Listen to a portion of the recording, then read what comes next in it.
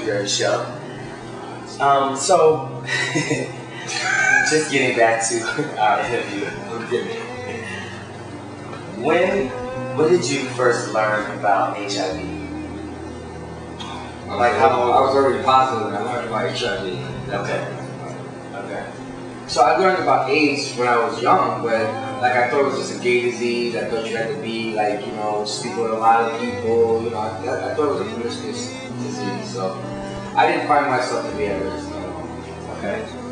So now, once you got your results, were you still having sex with people? Yeah, the person who gave it to me. I was with him for another month. After that left?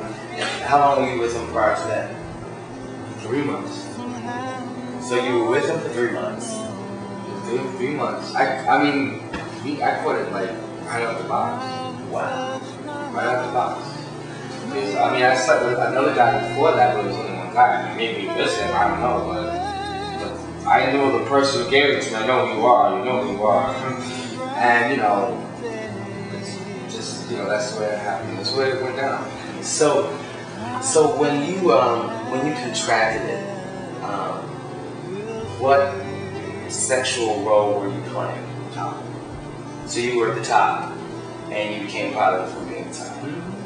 Because there are a lot of misconceptions that tops can't. That it's a bottom disease. That it's a bottom disease. Boy, y'all got so many myths. That's like you can't get pregnant standing up. You know. Okay. Okay. Now, do you think that HIV is a man-made virus? Oh, hell yeah. I was just talking about that on my show today.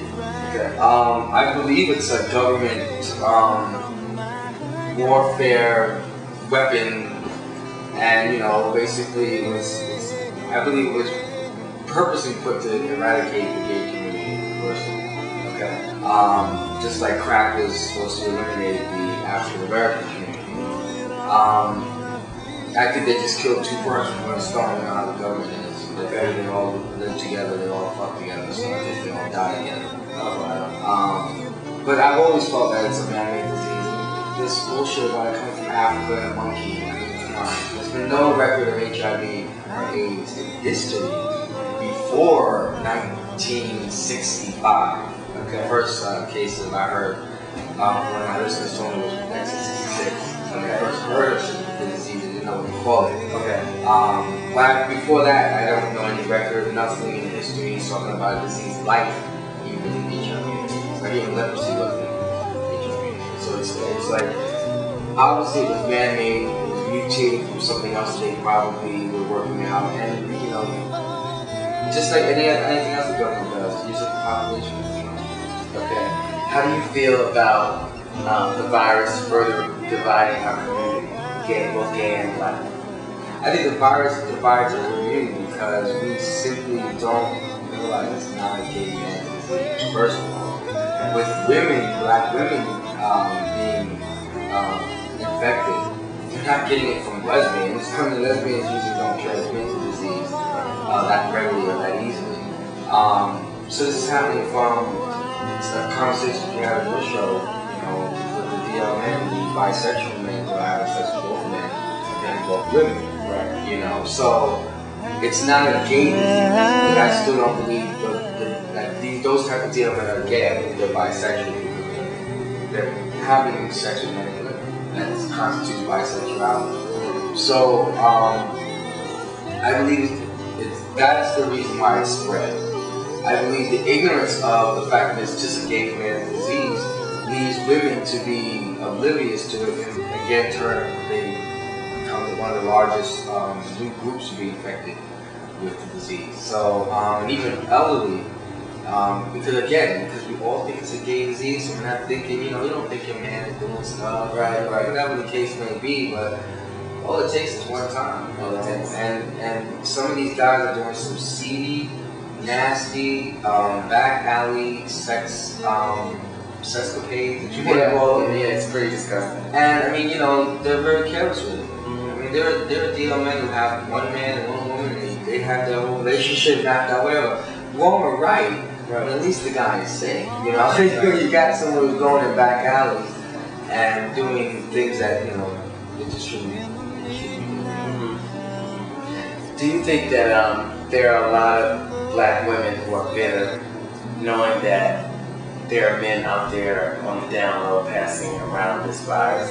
Do you think black women have a tendency to now just be really guarded just because, you know, this whole conversation about the DL men is so, you know, it's such a conversation in so many different circles these days? Do you think black women are just more guarded? I think it has caused a problem between straight women and gay men. You know, it's like, you know, I have a lot of straight female friends, but one in particular has a problem with the whole gay lifestyle. You know what I'm saying? Like, it's cool for them to be friends, but then, like, the minute I talk about getting a family, and I say, well, you're HIV positive, how do you get a family? You know, like, they still think I'm gonna die tomorrow. You know, it's such a, that, and they don't trust anything. Like, well, I don't want him to be anywhere near, like, gay or bi or whatever, because if he is, then he's gonna be having that disease. They still think it's a gay man's disease, and it's something that, you know, that they're gonna get because they're trusting. It's very hard to explain. And you're shining down on me. We rarely hear about white women being infected. Why do you think that is? Because white men know how to cover their tracks better. I mean, they're just cleaner. I don't know. Like, I think they are affected. I think that they're not affected the same way. One, because you gotta remember, African American